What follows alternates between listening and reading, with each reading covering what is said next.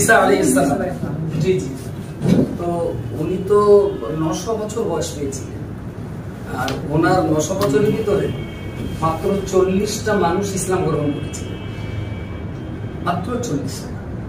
হাসরের মাঠে উনি নিজেকে একটু আড়াল করার চেষ্টা করবেন, সবসময় একটু আড়ালে থাকার চেষ্টা করবেন, কিন্তু অ্যাকচুয়াল আল্লাহ থেকে তো কেউ আড়াল হতে পারে না। একটা টিম আল্লাহ জিজ্ঞেস করবেন যে তুমি এইভাবে নিজেকে লুকাবার চেষ্টা করছো কেন?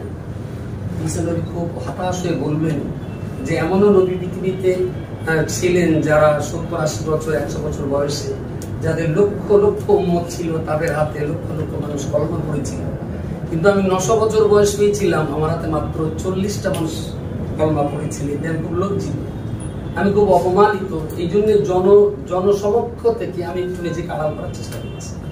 আল্লাহ বললেন না, তোমার এই বুঝটা ঠিক হয়। কেন? আমি যে তোমাকে দায়িত্ব দিয়েছিলাম ইসলামের প্রচার প্রসার ঘটাবার জন্য, এই ব্যাপারে তুমি কি কখনো অলসতা করেছিলে? বললেন না। চেষ্টার প্রতিদিন গাফিলতি হয়েছিল? বললেন না। ঈসাউল্লাহ বললেন যে আল্লাহ, আপনি তো আমার অন্তরের সমস্ত খবর রাখেন। আমি রাতে দিনে সকালে সন্ধ্যায় জলে স্থলে স্বদেশে বিদেশে যখন যেখানে ছিলাম, আমি সর্বোচ্চ চেষ্টা করেছি জীবনে যে মানুষের কাছে ইসলামের বার্তাটা পৌঁছে দেওয়ার জন্য।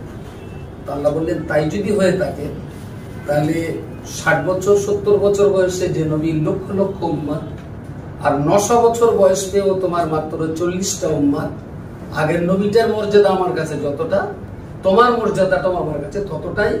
কারণ আমি আল্লাহ কাজের সফলতার ব্যর্থতা বিচার করিনি, আমি যে চেষ্টা করতে বলেছিলাম তুমি সেই চেষ্টা করেছো, সুতরাং মর্যাদার দিক দিয়ে দুজনেই সমান।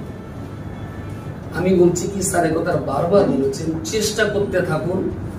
একটা টাইমে 2বার 3বার 4বারের পরেও যদি আপনি ফেলিওর হয়ে যান, জানবেন আপনার জন্য এই চেষ্টার বিনিময়ে কোনো না কোনো একটা ভালো জায়গা আল্লাহ নির্ধারণ করে দিয়েছে, কোনো না কোনো ভালো জায়গা।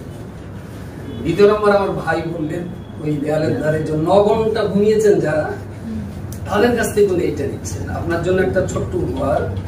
কোনো একটা বইতে পড়েছিলাম, একজন খুব সুফি সাধক ব্যক্তি, তো তার একজন ভালো অনুসারী ছিলেন, তিনি জঙ্গলে কাঠ কেটে বিক্রি করতেন। একদিন এসে বললেন যে আমি আল্লাহ যে রুজির মালিক, ইন্নাল্লাহ ইয়ারযুকু মান ইয়াশাউ বিগাইরি হিসাব, এই আয়াতটা আগেও বিশ্বাস করতাম, তবে আজকে আয়াতের বিশ্বাসটা আমার ভিতরে আরো প্রগাঢ় হয়েছে, আরো প্রগাঢ় হয়েছে। বলছেন কেন? বলছে আমি যা দেখলাম জঙ্গলের ভিতরে, যে একটা ওই আপনার সিংহ খুব দুর্বল, বয়সের বাইরে মেয়ে পড়েছে, হাঁটতে চলতে পারে না, শিকার ধরতে পারে না, এইরকম একটা সিংহ পড়ে আছে, শুধুমাত্র প্রাণে বেঁচে আছে, তারা শিকার করার মতন সামর্থ্য নেই। আর একটা শিয়াল, সে কি করেছে, কোথা থেকে একটা শিকার ধরে ও খানিকটা খেলো, আর খানিকটা ওই সিংহের গালের কাছে ফেললো। সিংহটা শুধুমাত্র হা করে সেই খাবারটা খেয়ে বেঁচে আছে। তো ওনার গুরুমশাই বললেন, এ থেকে তুমি কি শিক্ষা নিলে? বললে, এ থেকে আমি শিক্ষা নিলাম যে রুজি যদি কপালে থাকে, ভাগ্যে থাকে, খাটাখাটি না করেও পাওয়া যায়, কষ্ট না করেও রুজি পাওয়া যায়। যেহেতু সিংহটা রয়েছে, ও খাটতে পারে না, ছুটতে পারে না, তো ও খাবারও গালের কাছে যাচ্ছে।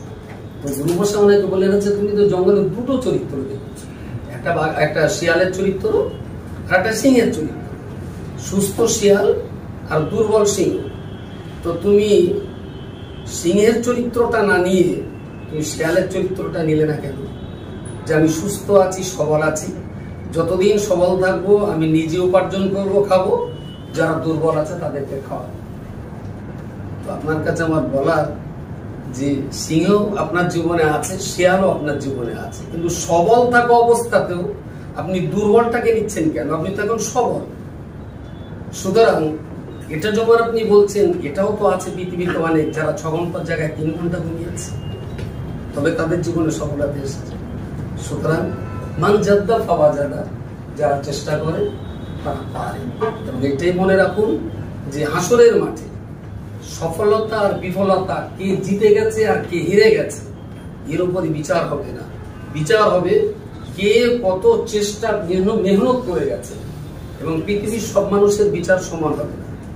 আমি যতদূর হাদিস কোরআন পড়ে বুঝেছি, যার ব্রেন যত তীক্ষ্ণ, হাসরের মাঠে তার বিচার হবে তত সূক্ষ্ম বিচার হবে। কিছু পাগলা মানুষকে আমরা দেখি ও 100 টাকার নোট 500 টাকার নোট আলাদা করতে পারে না, এমন পাগল পাগল মানুষ আমরা যাদেরকে বলি, ওদের কিন্তু খুব কঠিন কোনো প্রশ্ন হবে না, খুব সাদামাটা। যারা যত আল্লাহ যার ব্রেনে যত বুদ্ধি দিয়েছে আর বিচার কিন্তু তত কঠিন হবে। আর আপনার ব্রেন থাকার পরেও, সুস্থ শরীর থাকার পরেও আপনি যদি সমাজের মানুষের জন্য কোনো কাজে আসতে না পারেন, তাহলে কিন্তু আপনাকে ধরা পড়তে খুব কঠিন ভাবে। রব্বানা আতিনা ফিদ দুনিয়া হাসানা, যে আল্লাহ দুনিয়াতে আপনি আমাদেরকে ভালো ভালো জিনিস দিন, অফিল আখিরাতি হাসানা, পরকালেও ভালো জিনিস আমাদের দিন। তো যার দুনিয়াটা ভালো হয়নি তার আখিরাত কখনো ভালো হতে পারে না, গ্যারান্টি। যার দুনিয়াটা শান্তির হয়নি তার পরকাল কখনো শান্তির হতে পারে না, এটা গ্যারান্টি। সুতরাং আপনাদের কাছে শুধু এতটুকুই কথা বলা, চেষ্টা করুন, মেহনত করুন, পরিশ্রম করুন, সফলতা নিঃসন্দেহে আমাদের জন্য অপেক্ষায় আছে। আসসালামু আলাইকুম।